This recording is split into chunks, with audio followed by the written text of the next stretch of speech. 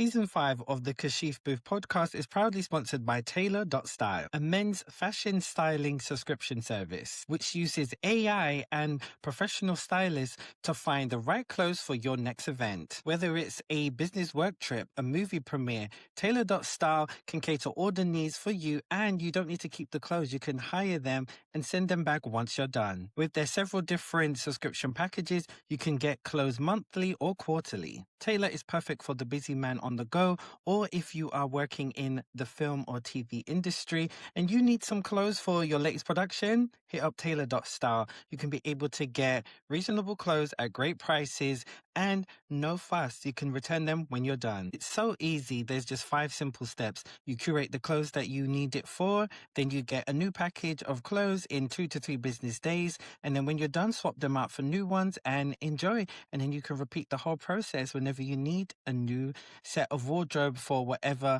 event or occasion that you're attending. Get 25% off your first monthly or quarterly plan by using Kashif at checkout or Kashif QTR. Check them out at Tailor.style. Hey guys, welcome to another episode of the Kashif Booth podcast. If you're new here, each week I sit down with a guest and we discuss their career so far, the highs, the lows, and what's next for them. Today's guest is Aron. He is here to talk about Desmond's, and he's doing something really amazing to celebrate the iconic Black British show. So welcome to the show, Aron. Thank you for having me. It's great to have you on. So what was it? I think it was last week or 2 weeks ago.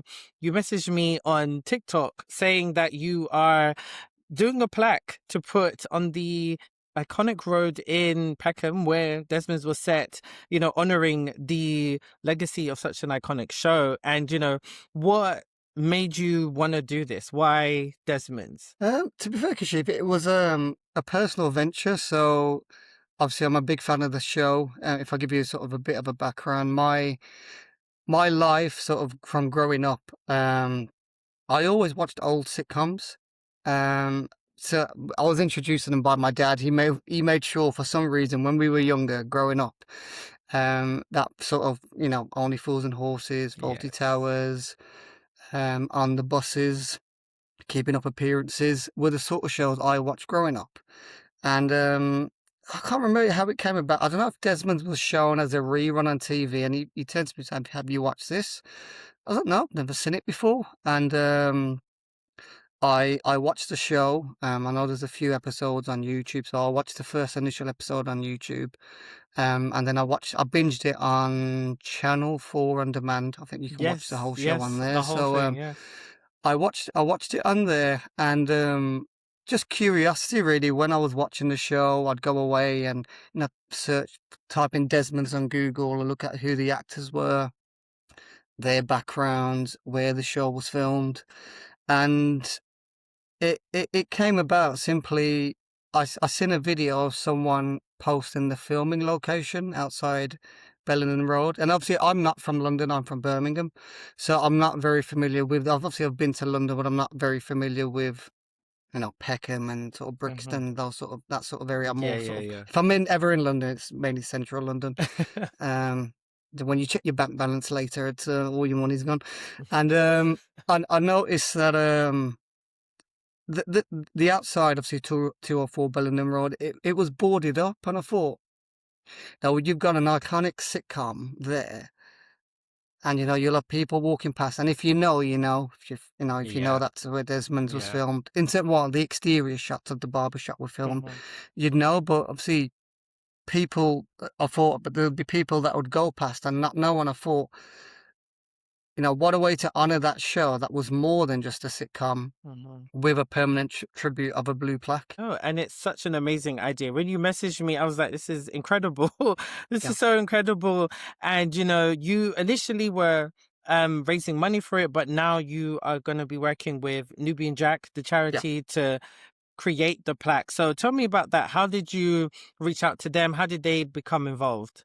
So, like I said, this is a personal venture, so I'm not sort of clued up on who you go to, who the right people to contact. So I used everyone's good old friend Google, and I just put in there, I want to do this. I think it was Google or ChatGPT, so AI, and they basically gave me a list of people to contact, and Nubian Jack were one of the suggestions. So I sent them an email and said, I'm looking to do this. Can you help out, or just point me in the right direction on who to contact? Mm-hmm. And they got back pretty quickly, and the process was from what they told me, you contact them sort of proposing an idea, and they give you a application form to fill in. Then it goes to their board of directors, Mm-hmm. and then they sit around and agree whether it should happen or not. Mm-hmm. In terms of the plaque for Desmond's, Jack Bueller, who's the founder of Nubian Jack, pretty much said to me, we're going to skip the application process. I'm going to ask the board of directors, Uh-huh. and I don't think they'll have any issue with it. Yeah. And that was, I think, on a Wednesday, Mm-hmm. and they normally have their board meetings on a Friday. So he emailed me on Friday, "Hi Aaron, no issues. We're Wow. going ahead with it." That is amazing. Simply because the board were all familiar with it, and I think they Mhm. probably just thought, "Hang on, why is it taking so long for someone to want to do this?" 100%. 100%. So when they approved it, Jack emailed me and said, "Well, now we've got the approval. We need this. We need this from you." So I needed approval from Trix Worrell, Mm-hmm. the creator and writer for Desmond. I needed approval from the building owners at 204, and finally the sponsor. So I again used Google, found Trix's emails for, I know he has two emails, one for his production company, I think it's called Distant Voices, Mm-hmm. and a personal email. So I just emailed both and said, "Hi Trix, this is what we want to do." And he responded back. He replied back and said, "Go ahead." It's amazing. So I went back to the trust and said, "I've got approval from Trix." And then I think they took me seriously, because then they called me, Okay. and I spoke to Jack, and he said, like, "Well done for getting the approval. We now need the approval from the building owners." So I went on to land registry, paid to see who the owners were of Bellingham Road, and obviously there was 3 names. And it's funny because I knew I had the right place, because there was a channel that did an interview with a lady who worked at 204 Bellingham Road, and she mentioned that the building owner, his name's Ali, he has his own record label, Okay. that he was looking to do the plaque, and he was Mhm. one of the names on the land registry form, land Okay. registry. So I said, okay, I've got the right people. So I emailed Ali, and he was away in America, for, I think, a music convention. So it was a long wait, and he replied back, and he was happy to do it. And then he said, he needs approval from the 2 other business owners. He got back to me and said, yeah, they're happy with it. And now we're at this point of a sponsor. And like you mentioned, we were thinking of doing a fundraiser. Mhm. And then I had a call from, I think it was sometime last week, from one of the logistics people at Nubian Jack called Courtney, and we had a little conversation, and I pretty much told him, "Courtney, I'm not from the area. I don't know local businesses or people that could help sponsor it. So I don't know if we could get a little bit of help, or if you could point me in the right direction, I can Mhm. contact people." Because at that point, I did contact Channel 4, and I think Southwark Council. Mhm. Um, the problem with Channel 4, they only accept sponsors from businesses, not individuals. Right. Okay. And Southwark Council, we didn't get a response back from. Mhm. And he basically just said, "Leave it to me, and I'll get back to you." And then that's when I got an email from Jack, who said, "We'll sort out the sponsor. Don't worry, we're going to move ahead with the logistic side of what Mhm. we want written on the plaque." Okay. So that's Okay. where we're at the minute. Amazing. That's so exciting, that, and the fact that it moves so quickly, because usually when you try and have an idea like this, it takes forever, Yeah. years. And so for Trix to get back to you so quickly and be, so happy that you're doing this, Nubian Jack being involved, it's phenomenal as well. So, I mean, I can't wait to see it. When do you realistically think it would be done? Do you have like a gauge of a timeline? Yeah, so that was one of the parts of the conversation with Hmm. Courtney and Jack. Um, initially we were thinking sort of around the dates maybe of when Desmond's first aired, which was January. Okay. But Jack did say it's January is a slow month. You know, people have just come off from Christmas and New Yeah. Year's. We looked at the date of the last episode, which Okay. was in December. Yes. He said we Yes. could do that. Christmas is a good time, festive period, and we could garner quite a lot of publicity for it. Yeah. But Yeah. then we settled, no better way, Black History Month, Yeah. month of October, and Exactly. coincides with Norman Beaton's birthday, which is the 31st of October. Yes. So that's the date that we've got planned. Okay. Is the 31st of October. Exciting. And do you think you'd be able to get any of the cast members to maybe be there as well? Yeah, so Jack, I like to say to me, he's quite connected, Okay. and he excitingly, he said to me that they're looking to get Ramjon Holder, who Oh, played okay. Pork Pie, to do the unveiling. That would be amazing. They're hoping to get Robbie G down to the unveiling, who played Lee. Yes. In terms of anyone else, I'm not 100% sure. He's obviously that's what they're currently working out at the minute. Fine. But the idea, the plan is for Ramjon Holder to That would be unveil the so plaque. good. That'd be so good. So tell me about your favorite moments in Desmond's. Like, what's your favorite episode, if you can name Ooh. one? I was thinking about this earlier today, and I don't have one favorite episode. Okay. But if I had to give you a bunch and maybe reasons why, any episode that has Mona Hammond playing Auntie Susu. Classics. You know, it's gonna be havoc, mayhem. Yeah, exactly. Any episode with her is always. I always love watching her episodes. There's an episode where Desmond, Pork Pie, Tony, Matthew, and Michael, they have to look after a baby. A lady's she's been kicked out of a home, and they've got to look after the baby. So that's a really good episode. Very funny. The episodes, there's two where the one is when Matthew's sister and brother-in-law come over from Africa. Gambia. Yes. Yeah, and they believe that he is the owner of the barbershop. Yep. As he basically says, he has to embroider the truth. So that's a pretty good episode. And what I love about that episode is that it has Jeffrey from the Fresh Prince of Bel-Air. Exactly. Yes. You know, and he was playing that role in peak of Fresh Prince of Bel-Air fame, which is really cool as well. You know. Yeah. Another one which I don't know, it resonated. It was just, it had a bit of meaning to it for me. It was the episode of.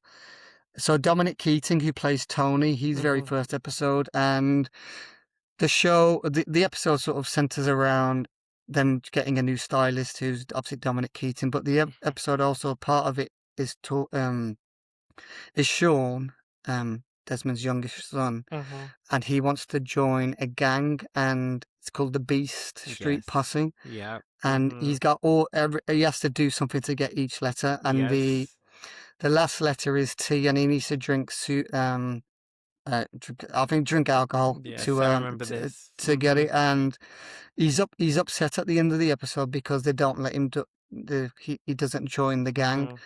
And you know, it's a little father and son moment between Desmond and Sean, and Desmond basically talks about when he was in Guyana. He wanted to join a band, and he didn't have a trumpet, so he saved up his money, he worked hard, and he bought his own trumpet. But he wasn't allowed to join because it was a second-hand trumpet. And he basically just tells his son, you know, you don't need this group. No, form your own posse and, you know, blow your own trumpet. And that was a nice moment at the end of the episode. It's like father and son, and, you know, as a young boy, you know, trying to sort of find his way, be acknowledged, and he goes to his dad, and his dad says to him, basically, you don't need these, you know, you don't need these people. You're your own person. You can do what you want. You know, you can make your own decisions. You don't need to, you know, you don't need to prove yourself to other people. And I love that episode. I love that scene. In particular. Other episodes that I enjoy.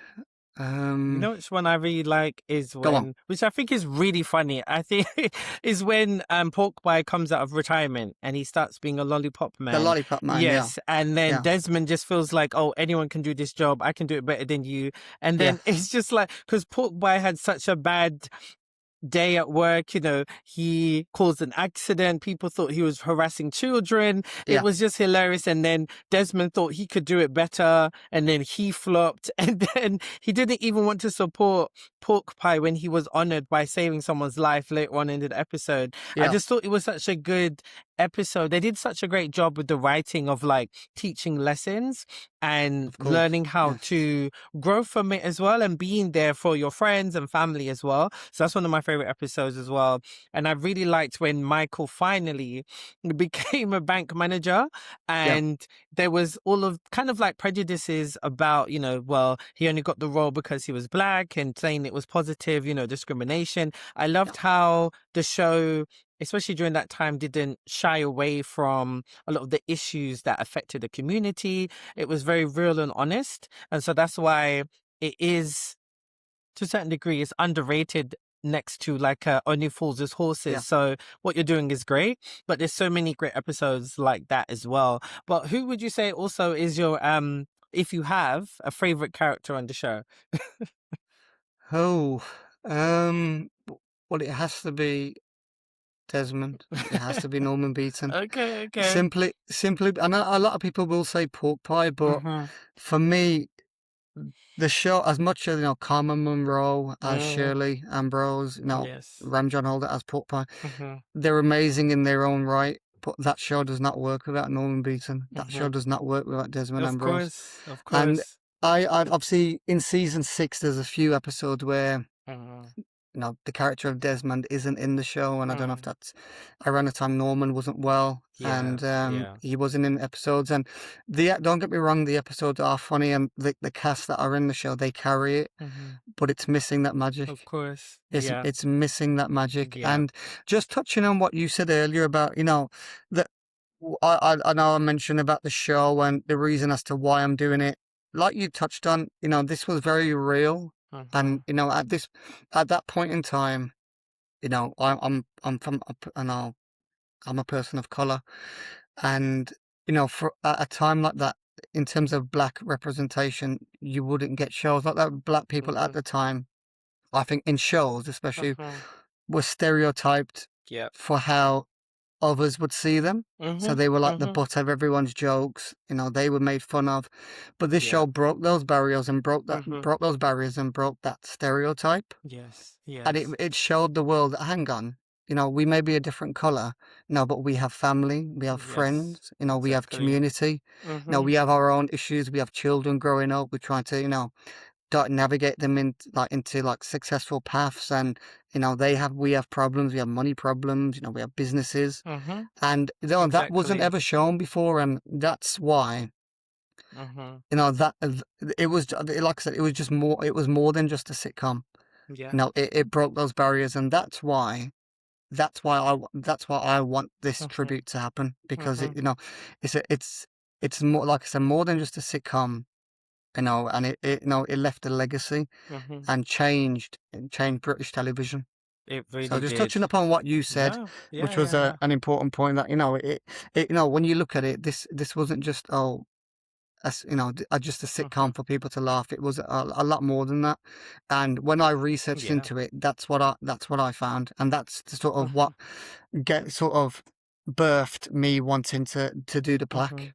No, that is so important. It's so true, because its representation really changed the game essentially. And I Yeah, remember reading an article that Trix Worrell did a few years ago on the 30th anniversary of the show, and yeah, it said it's because he wanted to have positive representation of black people, because they constantly were painted as being thugs, and just it was really negative. So it's really good. So yeah, it's amazing that this is going to continue to cement the history, and to this day Desmond is still the longest running black British show yeah, ever, and it ended over 30 years ago, which is amazing to say, but also not good, because it shouldn't be Yes. the only one. There should be more people of color, of shows that are lasting a lot longer than 6 years. And it only ended because, like you said, in season 6, because Norman Beaton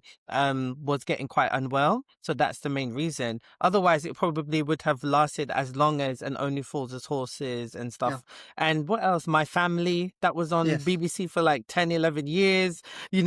Smash, all those shows. Yeah. So it really is up there. And I wish it was well, they don't really do reruns anymore like that. Like you said, Yeah. they Yeah. used to have that on BBC One, Channel 4. They don't do reruns of those shows, so you only can really watch it online. So, but yeah, I think what you're doing and cementing the history of Desmond's is great. Please invite me. I'd love to come Of to the course. launch. Of I course. want to be Of there. course. Thank you for reaching out to me.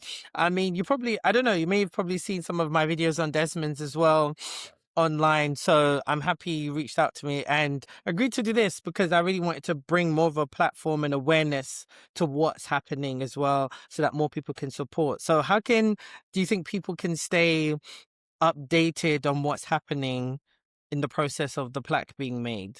Yeah, so I obviously with the TikTok page now, I'm going to as soon as I have any updates, I'll post. And from what Nubian Jack have said to me, they want this to be the biggest unveiling they've ever done. Okay. Okay. They want to get it advertised in the papers. They want Amazing. the press to come down. Okay.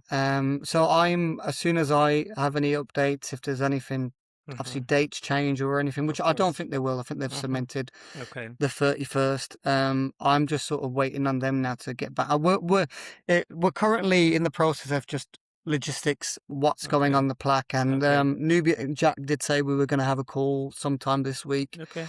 to go over obviously further details. So once I've had that call, Okay. then I can obviously let Hmm. you know, or I'll Okay. put a post Right. online, Okay. just to let everyone know what sort of where we're at the minute with it. Okay, amazing. Well, Aaron, thank you so much for coming on and just speaking about the plaque, your love of Desmond's as well. So where can people find you? Like, where can they stay updated with what's going on, and what's Nubium Jack's social media as well, for them to kind of follow them as well? So if you just search for Nubian Jack, and Mm-hmm. I think they've got a TikTok. Obviously their website's very informative as well. Okay. They put up sort of all the projects that they've done. I know they've Okay. got a YouTube channel as well. Mm-hmm. For myself, just my TikTok page. Mm-hmm.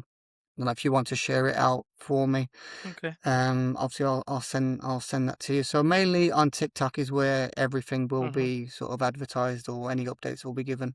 Great. I'll add it there, guys. Don't worry. It'll be here. Perfect. So, yeah, Thank you. well, great. Thank you again, Aaron, for coming on the show. And thank you again for what you're doing. So, we definitely need this. So, No, yeah. no, thank you for having me, and obviously to everyone that's watching, Yes. hope to see you there on the 31st. Amazing. Well, thanks, guys, for listening. You can follow me all on my usual socials. You know them. There's a bunch of them. Stay tuned for the episodes coming soon.